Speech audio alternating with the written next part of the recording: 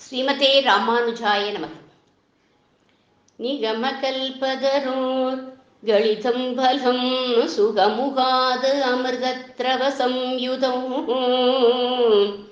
பிபத பாகவதம் ரசமாலயம் முகுரவோ ரசிகாः புவி பாவுகாः.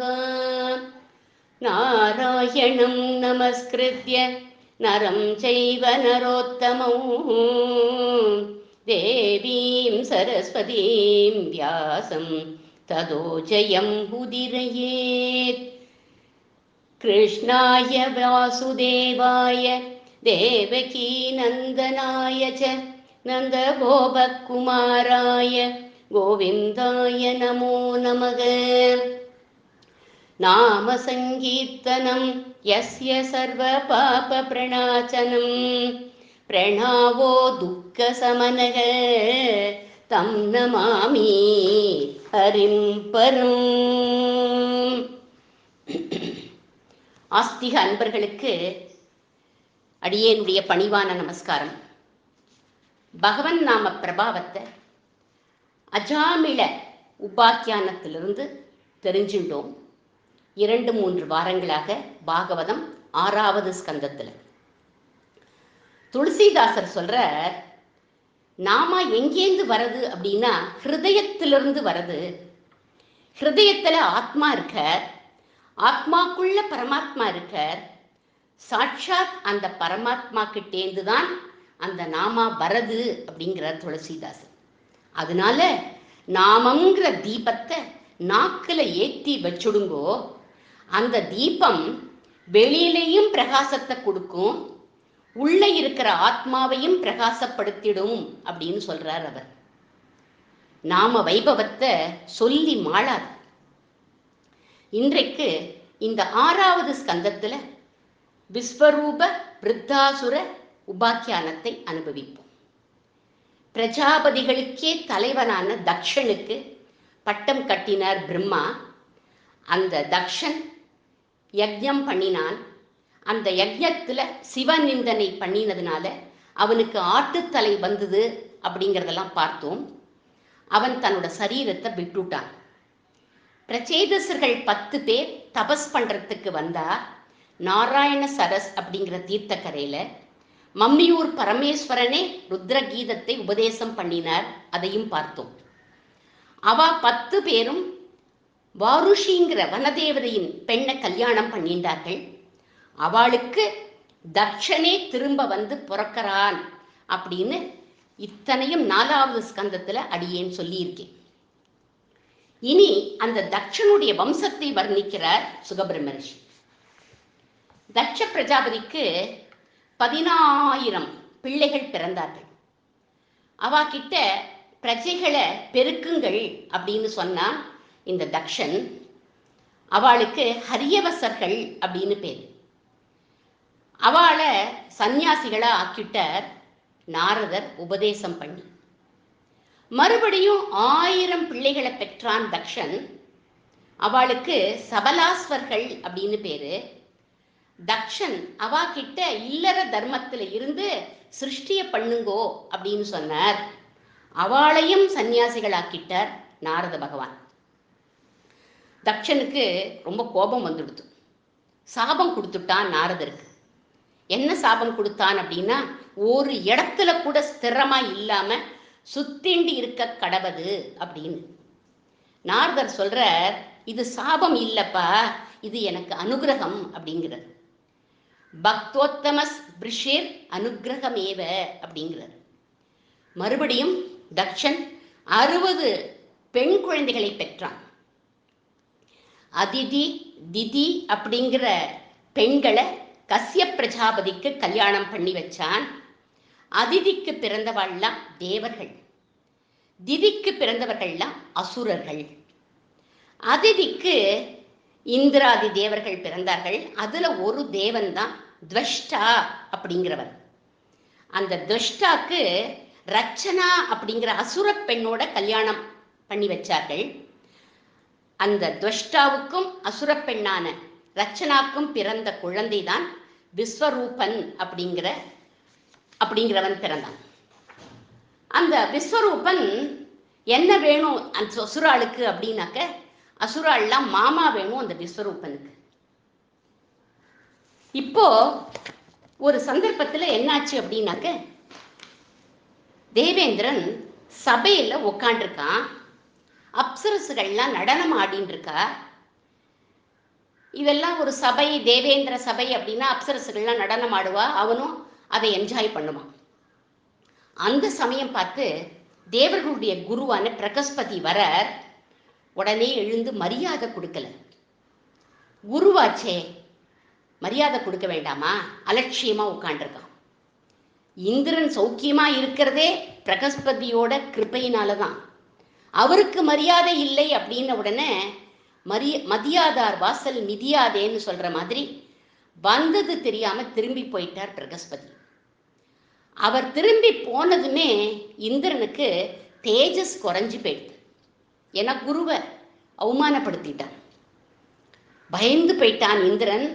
உடனே அவரை சமாதானப்படுத்தி அழைச்சிண்டு வரணும் அப்படின்னு அவருடைய இடத்துக்கு போறான். அவர் அந்தர்தான சக்தியினால மறைஞ்சுட்டார். இந்திராதி தேவர்களுக்கும் மற்றவா கண்ணுக்கு தெரியாம மறைஞ்சுடுற சக்தி உண்டு. அஷ்டமகா சித்திகளும் தேவதைகளுக்கும் உண்டு அப்படின்னு சொல்லுவா.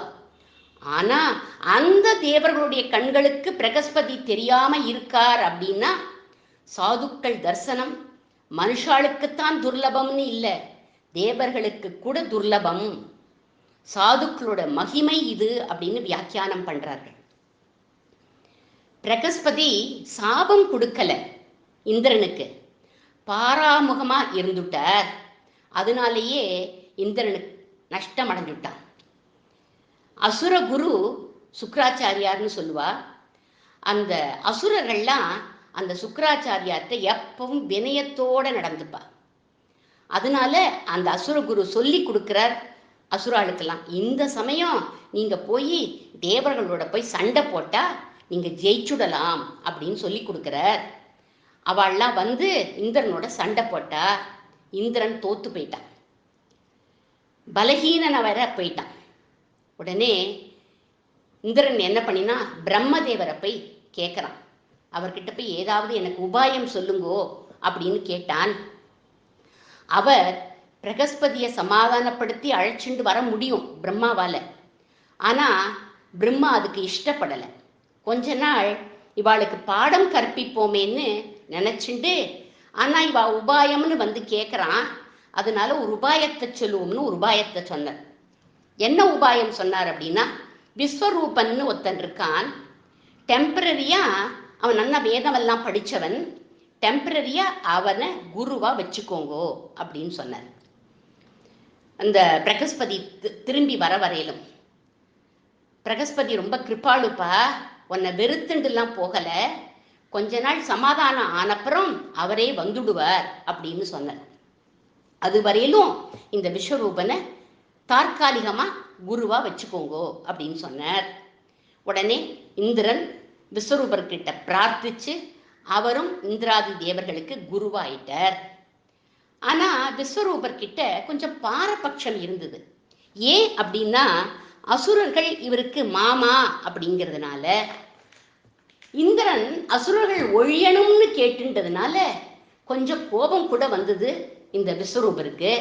ஆனாலும் இவாளுக்கு குருவா இருக்கோமே அப்படிங்கிறதுனால உபாயத்தை சொல்லி கொடுத்தார். நாராயண கவச்சம் அப்படிங்கிற மகா மந்திரத்தை உபதேசம் பண்ணினார் விஸ்வரூபர். இந்த நாராயண கவச்சம் ரொம்ப பிரசித்தமானது. பாகவதத்துல 23 ஸ்லோகம் உண்டு. அதுல முதல் ஸ்லோகம், ஹரிர் விதத்யான் மம சர்வரக்ஷாம் நியஸ்தாங்கிரி பத்மக பதகேந்திர பிருஷ்டே தராரி சர்மாசி கதேஷு சாப பாசாந்ததானோஷ்ட அஷ்ட குணோஷ்ட பாஹு. கருட வாகனனான ஸ்ரீமன் நாராயணன் தன்னோட திருக்கரங்கள்ல தராரி சர்மாசி கதேஷு சாப பாசான் அப்படின்னு 8 ஆயுதங்களோட எழுந்தருளி இருக்கான். அவனுக்கு எண்ணிறைந்த குணங்கள் உண்டு. அதுல 8 குணங்கள் முக்கியம் அப்படின்னு சாந்தோக்கிய உபனிஷத்தே சொல்றது.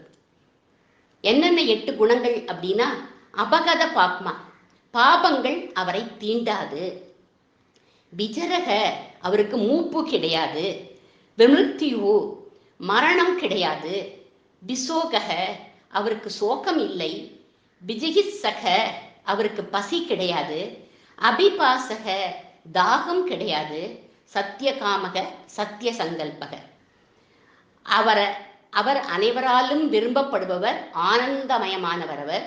அவர் திருவுள்ளத்துல எத்த நினைச்சாலும் அதை அப்படியே நிறைவேற்றுபவர் அப்படின்னு இந்த 8 குணங்களோடு கூடிய அந்த நாராயணன் என்னை காப்பாற்றட்டும் அப்படின்னு அர்த்தம் இந்த முதல் ஸ்லோகத்துக்கு. அடுத்த ஸ்லோகத்துல ஜலேஷு மாம் ரக்ஷது மத்ய மூர்த்திஹி யதா யதோ கணேப்யோகோ வருணஸ்ய பாசாத், எம்பெருமானுடைய பல அவதாரங்கள், அந்த அவதாரங்களை சொல்லி பற்பல சூழ்நிலைகளில் அந்த எம்பெருமான்கள் வந்து என்னை ரட்சிக்கட்டும் அப்படின்னு பிரார்த்தனை.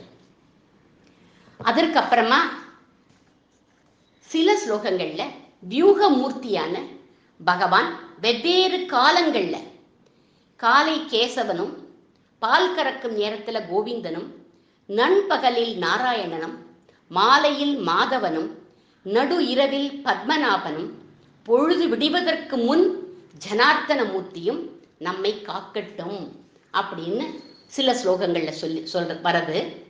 அந்த ஹரி, அந்த ஸ்ரீஹரி எங்கும் நீக்கமர நிறைந்துள்ளான். எங்கும் எப்பொழுதும் அனைத்து திருமேனியாக எழுந்தருளியுள்ளவன். அவன் நம்மை காக்கட்டும். கடைசி ஸ்லோகத்துல சகல ஜீவர்களின் பயத்தை போக்குபவரான நரசிம்ம மூர்த்தி அனைத்து திக்குகளில் இருந்து நம்மை காப்பாற்றட்டும். இப்படி இந்த நாராயண கவச்சத்தை இந்திரனுக்கு விஸ்வரூபன் உபதேசம் பண்ணினார். இத பல முறை ஜபிச்சு, இதை உனக்கு கவச்சமாக அணிஞ்சுக்கோ இந்திரா, எளிதில அசுரர்களை வென்றுடலாம் அப்படின்னு சொன்னார். இந்திரனும் இந்த நாராயண கவச்சத்தை பல முறை ஜபிச்சான். ஜபிச்சுட்டு அசுரர்களோட சண்டை போட்டான். அவளெல்லாம் தோக்கடிச்சுட்டான். இவன் ஜெயிச்சுட்டான். அதை கொண்டாட யாகம் பண்றார்கள் இந்திராதி தேவர்கள். எப்பவுமே ஒரு சந்தோஷம் அப்படின்னா அவ யாகம் பண்ணுவா. தேவர்கள் யாகம் பண்ற போது அவளுக்கு உணவே எது அப்படின்னாக்க, நாம யாகத்துல கொடுக்கிற ஹவிஸால அக்னி வழியா அவளுக்கு அது போய் சேர்ந்துடும். அக்னி தேவர்களுக்கெல்லாம் மெசஞ்சர். அவர் நம்மெல்லாம் கையால எடுத்து வாயில போட்டுக்கிற மாதிரி அவளால போட்டுக்க முடியாது. அந்த யாகத்தையும் யார் பண்ணி வைக்கிறா அப்படின்னா அந்த விஸ்வரூபர் தான் பண்ணி வைக்கிறார். விஸ்வரூபன் உட்காந்து மந்திரத்தை சொல்றார். ஒவ்வொருத்தர் பேரையா சொல்லி அந்த மந்திரத்தை சொல்றார். இந்திராய ஸ்வாகா அப்படின்னா அந்த ஹவிஸ் அது என்னாகும் அப்படின்னா இந்திரனுக்கு போய் சேரும். வருணாய ஸ்வாகா அப்படின்னா வருண பகவானுக்கு போகும் அந்த ஹவிஸ். சோமாய ஸ்வாகா அப்படின்னு எல்லாருக்கும் மந்திரத்தை சொல்லி சொல்லி ஹவிஸை கொடுத்துட்டு இருக்க இந்த விஸ்வரூபன். ஆனா எல்லா தேவர்களுக்கும் வயரே நிரம்பவே இல்லை. என்னடா அது, இவர் ஹவிஸை கொடுக்கிறார், நமக்கெல்லாம் வயரே நிரம்பலையே அப்படின்னு எல்லாரும் உட்காண்டிருக்கா. உடனே இந்த மெசஞ்சரான அக்னி தேவன்கிட்ட கேட்கிறா எல்லாரும், நீ எங்களுக்கு சரியா கொடுக்கலையா அப்படின்னு. எனக்கே வயிறு நிரம்பலையே அப்படிங்கிறான் அந்த மெசஞ்சரான அக்னி. இந்திரன் கண்டுபிடிச்சுட்டான் என்ன காரணம் அப்படின்னு. அசுரர்கள் விஸ்வரூபனுக்கு மாமாமுறை, அதனால வாயால தேவர்களோட பெயரை சொல்லி சொல்லி ஹவிஸ கொடுத்தார். ஆனா மனசுக்குள்ள அசுரர்களுடைய பெயரை சொல்லி அவளுக்கு ஹவிஸ கொடுத்துடுறார். அதனால அசுராளோட வயிறெல்லாம் நிரம்பிடுத்து, தேவர்களோட வயிறு நிரம்பலை அப்படிங்கிறத கண்டுபிடிச்சுட்டான் இந்திரன். வேதமே சொல்றது, வாயால ஒன்ன சொல்லி மனசால என்ன நினைக்கிறோமோ அதுக்குத்தான் பவர் அதிகம் அப்படின்னு கொடுத்து வேதம். வேதம் இந்த இடத்துல ஒரு கதையை கூட சொல்றது. வாக்குக்கும் மனசுக்கும் ஒரு நாளைக்கு சண்டை வந்து கொடுத்தான். யார் பெரியவன் அப்படின்னு. வாக்கு சொல்றது, நான் தான் பெரியவன், ஏன்னா நான் தான் எக்ஸ்பிரஸ் பண்ணணும் எதுவா இருந்தாலும், மனசால நினைச்சா யூஸ் கிடையாதே அப்படிங்கிறது வாக்கு. மனசு சொல்லிட்டு நான் நினைச்சாதானே நீ பேச முடியும் அப்படிங்கிறது. மனசால நான் நினைச்சாதானே உன்னால பேச முடியும் அப்படின்னு சொல்றது. மனசுக்குள்ள விஷயம் இல்லைன்னா நீ என்னத்த பேசுவ அப்படின்னு கொடுத்து மனசு. இப்படி ரெண்டுக்கும் மாறி மாறி வாக்குவாதம் நடந்தது. ரெண்டும் என்ன பண்ணிட்டு பிரஜாபதி கிட்ட போயிடுது. பிரஜாபதிய கேட்கறது, யார் பெரியவா அப்படின்னு. யார் இந்த பிரஜாபதி அப்படின்னா பிரம்மா. பிரம்மா கிட்ட போய் கேட்கறது. அப்ப பிரம்மா சொன்னார், மனசுதான் வசத்தி அப்படின்னு விட்டார். இப்படி சொன்ன உடனே வாக்குக்கு ரொம்ப கோபம் வந்துடுது. பிடி சாபம் அப்படின்னு சாபம் கொடுத்துடுதான் வாக்கு. என்ன சாபம் கொடுத்தது அப்படின்னா, என் வாக்கால என் வாயால இனிமே உம்ம பேரை சொல்ல மாட்டேன் அப்படின்னு. அதனாலதான் எந்த யாகம் பண்ணாலும் நல்லா கவனிச்சு பாருங்கோ, எல்லா தேவர்களோட பெயரையும் வாயால சொல்லுவா. ஆனா பிரஜாபதிய மனசால நினைச்சுக்கோங்கோ அப்படின்னு சொல்லிடுவார் வாத்தியார் சுவாமிகள். இப்போ இதுல இருந்து என்ன தெரியறது அப்படின்னா, வாக்கால ஒன்ன பேசி மனசுக்குள்ள வேற ஒன்ன நினைச்சா மனசுல நினைக்கிறதுக்கு தான் பவர் அதிகம் அப்படின்னு தெரியறது பாருங்க. இந்திரனுடைய யாகத்துல என்ன ஆச்சு? மனசுக்குள்ள அசுரர்களை நினைச்சு வாயால தேவர்களோட பெயரை சொன்னதுனால தேவாளுக்கு வயிறு நிரம்பல, அசுராளுக்கு போயிடுத்து அந்த ஹபீர்பாகம். மனசுக்கு பவர் அதிகம் வாக்க விட அப்படிங்கிற இந்த பாயிண்ட்டுக்கு ஒரு எக்ஸப்ஷன் உண்டு. அத ஆண்டாள் திருப்பாவையில சொல்லியிருக்கா. ஆண்டாள் பாவை நோன்பு நோற்றான் நமக்கெல்லாம் தெரியும்.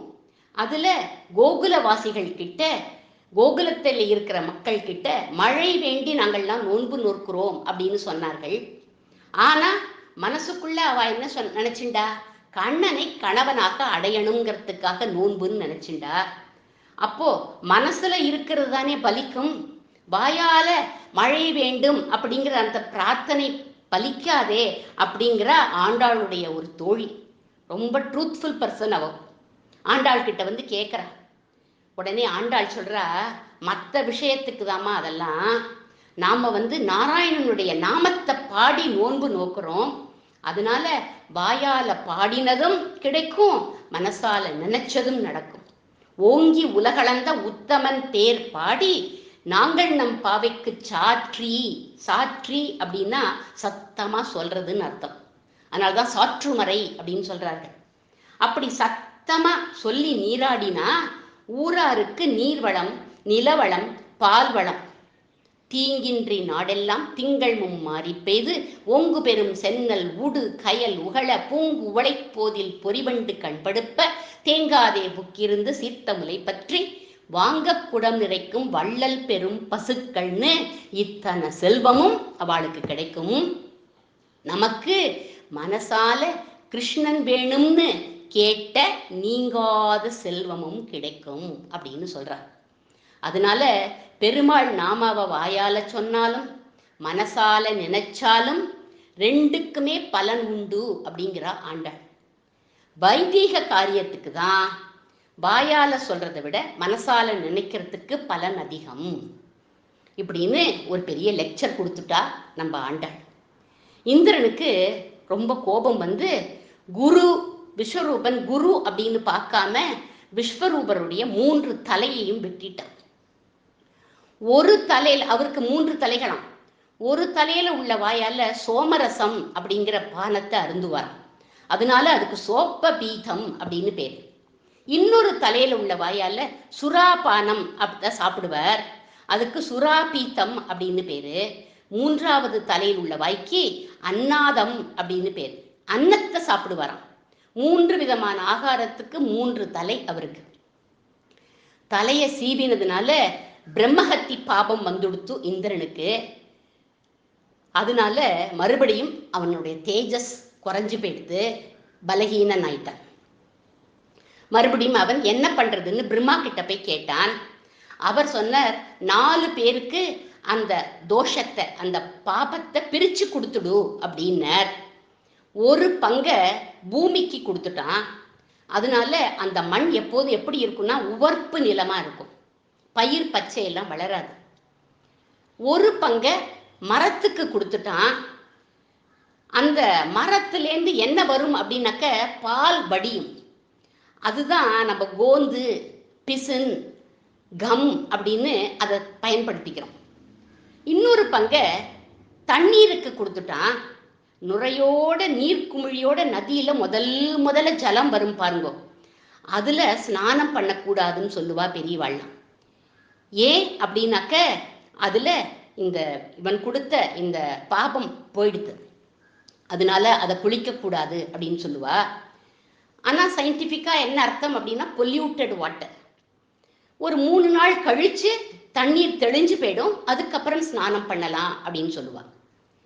4வதாக பெண்களுக்கு பிரிச்சு கொடுத்துட்டான். பெண்களுக்கு மாதவிடாய் காலம்னு 3 நாட்கள் வரும் இல்லையா, அந்த நாட்கள்ல அவ தனியா இருக்கணும், அது அவர்களுக்கு ஆரோக்கியம். அது மாதிரி 4 பேர்களுக்கும் பிரிச்சு கொடுத்துட்டான். இந்த 4 பேருக்கு இன்டர்ன் என்ன பண்ணினா அப்படின்னா ரிட்டர்னா வரங்கள் எல்லாம் நிறைய கொடுத்துட்டான். ஏன்னா அவள்லாம் அந்த பாபத்தை வாங்கிட்டு விட்டாளே, அதனால உங்களுக்கெல்லாம் நிறைய வரங்கள் தரேன் அப்படின்னு வரங்களையும் கொடுத்துட்டான். மரத்தை வெட்டினா மறுபடியும் துளிர்க்கும், பெண்கள் மாதவிடாய் முடிஞ்சதுக்கு அப்புறம் மீண்டும் கருத்தரிக்கும் பாக்கியம் கிட்டும், இப்படிலாம் சொல்லிட்டான். விஸ்வரூபனை கொன்னதுனால விஸ்வரூபரோட அப்பா என்ன பண்ணினார், துவஷ்டா, அவருக்கு ரொம்ப கோபம் வந்துடுது. என் பிள்ளைய குருவா வச்சுண்டு அவன் தலையை வெட்டிட்டான் இந்திரன், அதனால இந்திரனை அழிக்கிற மாதிரி ஒரு புத்திரனை நான் சிருஷ்டிப்பேன் அப்படின்னு சொல்லி அவர் ஒரு யாகம் பண்ணினார். ஆனா அந்த யாகத்துல வேத மந்திரத்தை தப்பா உச்சரிச்சுட்டார். அப்போ அதனால என்ன ஆயிடுச்சு அப்படின்னா அக்னி குண்டத்திலேருந்து ஒரு அசுரன் வந்துட்டான். அவனுக்கு பிருத்ராசுரன் அப்படின்னு பேர். இவன் பயங்கரமா இந்திரனோட யுத்தத்துக்கு வரான், பெரிய உருவம் எடுத்துட்டு இருக்கான், அசுரன் மாதிரி வந்துட்டான் இல்லையா, அதனால அசுரர்களுக்கெல்லாம் தலைவனா வேற போயிட்டான். பெரிய உருவத்தோட சண்டை போடுறதுக்கு வரான் இந்திரன் கிட்ட. இந்திரன் பார்த்தான், நமக்கு ஆச்சாரியனே இல்லையே, இப்போ பிரகஸ்பதி கோபிச்சுண்டு போயிட்டார், விஸ்வரூபனையும் நம்ம கொன்னுட்டோம், ஆச்சாரிய அனுகிரகம் இல்லை, அதனால நம்மளால சண்டை போட முடியாதுன்னு திருப்பி எல்லா தேவர்கள் இந்திரன் எல்லாருமா சேர்ந்து நாராயணனை போய் சரணடைஞ்சார். எங்களுக்கு ஏதாவது உபாயம் சொல்லுங்கோ, பெரிய பிருத்ராசுரன் எங்களோட சண்டைக்கு வந்துட்டான் அப்படின்னார்கள். பெருமாள் சொல்ற வாக்கியம் ரொம்ப முக்கியமான வாக்கியம். என்ன சொல்றார் அவர் அப்படின்னா, ஆச்சாரியன் கிட்ட அபச்சாரப்பட்டா நானே உன்னை காப்பாற்ற மாட்டேன் அப்படின்னு ஒரு மெசேஜ் நமக்கு கொடுக்கிறார். பெருமாள் கிட்ட அபச்சாரப்பட்டா பெருமாள் கிட்டையும் மன்னிப்பு கேட்கலாம், ஆச்சாரியன் கிட்டையும் கேட்கலாம். ஆனா ஒரு ஆச்சாரியன் கிட்டையோ பாகவத அடியவர்கள் கிட்டையோ அபச்சாரப்பட்டா அவா கிட்டதான் மன்னிப்பு கேட்கணும். பெருமாள் கிட்ட போய் சொன்னா அவர் ஏத்துக்க மாட்டார் அப்படிங்கிறது தான் மெசேஜ். அதே சமயம் ஆச்சாரியனின் ஆசீர்வாதம் இருந்ததானால் பெருமாளே சபிச்சா கூட அந்த சாபம் எடுபடாது அப்படின்னு நம்முடைய பூர்வர்கள்லாம் சொல்லுவார். பெருமாள் வந்து கேட்டுட்டான் இல்லையா, அதனால இந்திரனுக்கு உபாயம் சொல்லி கொடுக்கிறார். நீங்கள்லாம் ஒரு ஆச்சாரியன் கிட்ட போகணும் அப்படின்னு சொன்னார் அவர். ஒரு ஆச்சாரியன் மறைஞ்சுட்டார், ஒரு ஆச்சாரியனை கொன்னுட்டான், நாங்க இப்ப இனிமே எந்த ஆச்சாரியனை தேடி போவோம்னு கேட்டான். இந்த பிருத்ராசுரனை வீழ்த்தணும் அப்படின்னா ஒரு ரிஷியோட முதுகெலும்பு வேணும், அதை கொண்டு ஆயுதம் தயார் பண்ணணும். அதுக்காக ததீச்சி அப்படிங்கிற முனிவர் இருக்க, அந்த ரிஷியோட காலில் போய் விழுந்து இதுவரை செஞ்ச அபச்சாரத்துக்கு மன்னிப்பு கேளுங்கோ, அவர்கிட்ட நான் சொன்னேன்னு சொல்லுங்கோ போய் அப்படின்னு சொன்னார். அந்த முதுகெலும்புல என்னுடைய சக்தியை நான் செலுத்துவேன், அப்ப நீங்க ஜெயிக்கலாம் அப்படின்னு உபாயம் சொல்லி கொடுத்தார். இவெல்லாம் ததீச்சி கிட்ட பிரார்த்திச்சுண்டா. அவர் சொல்ற, இந்த சரீரம் எதுக்குமே உதவாதுன்னு நான் நினைச்சேன், இப்போ இப்படி ஒரு நல்ல காரியத்துக்கு தீய சக்தியை அழிக்க உபயோகப்படுறது அப்படின்னா உடனே அவர் என்ன பண்ணினார், தன்னோட பிராணனை விட்டு முதுகெலும்பை கொடுத்துட்டார். முதல்ல ஆர்கனை டொனேட் பண்ணவரே இந்த ததீச்சி மகரிஷி தான். அந்த முதுகெலும்பை எடுத்துட்டு வந்து தேவலோக சிற்பி வஜ்ராயுதத்தை பண்ணினான். ததீசி முனிவரோட ஆசீர்வாதத்தோடையும் நாராயணனுடைய சக்தியோடையும் இந்திரன் விருத்ராசுரனை அழிக்க புறப்படுறான். அழிச்சானா? அந்த விருத்ராசுரன் விஷ்ணு பக்தன். அவன் அழிக்க முடிஞ்சுதா அப்படிங்கிறத அடுத்த வாரம் அனுபவிப்போம். காயேன வாசா மனசேந்திரியைர்வா புத்தியாத்மனா வா பிரகிருதே ஸ்வபாவாத் கரோமி யத்தத் சகலம் பரஸ்மை நாராயணாயேதி சமர்ப்பயாமி.